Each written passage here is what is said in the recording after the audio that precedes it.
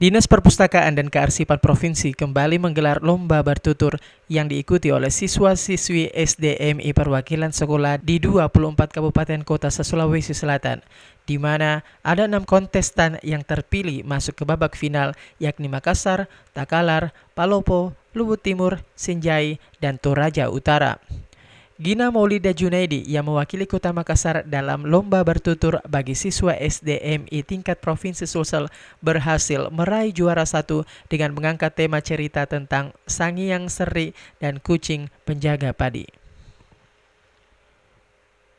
Siswi SD Monginsidi 1 ini telah mengikuti audisi lomba bertutur di tingkat Kota Makassar sejak Juni 2021 lalu, dan dari 40 pelajar yang lolos audisi, Gina Maulida Junaidi berhasil masuk ke babak final dan keluar menjadi juara 1 di ajang lomba bertutur tingkat Provinsi Sulawesi Selatan.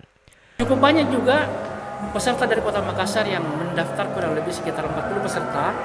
Kemudian yang masuk 10 besar itu grand final. Kami seleksi lagi, kemudian keluarlah hari ini Ananda Gina Maulida Jainuddin Junaidi yang mewakili Kota Makassar untuk bertanding di tingkat provinsi. Kami berharap hasilnya akan baik, mudah-mudahan Ananda Gina bisa menjadi juara di tingkat provinsi tahun ini. Kadis Perpustakaan Kota Makassar, Tanri A. Palallo menuturkan, Gina Maulida Junaidi yang menjadi perwakilan Kota Makassar dalam lomba bertutur akan terus diberikan pendampingan kepada siswi tersebut, termasuk jika berkesempatan mengikuti lomba bertutur hingga tingkat nasional. Kita terima kasih banyak dukungan dari orang tuanya, dan kita bahagia sekali karena dia membawa cerita tentang kearifan lokal, tentang cerita padi dengan Meong Palo, Sangi Seri.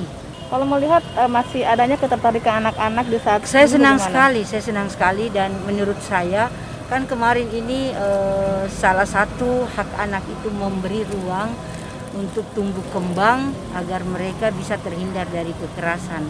Jadi ruang ini yang akan kami kembangkan agar kita bisa berkontribusi terhadap keberadaan Makassar sebagai kota layak anak. Ira, Fajar TV dan Fajar Radio melaporkan.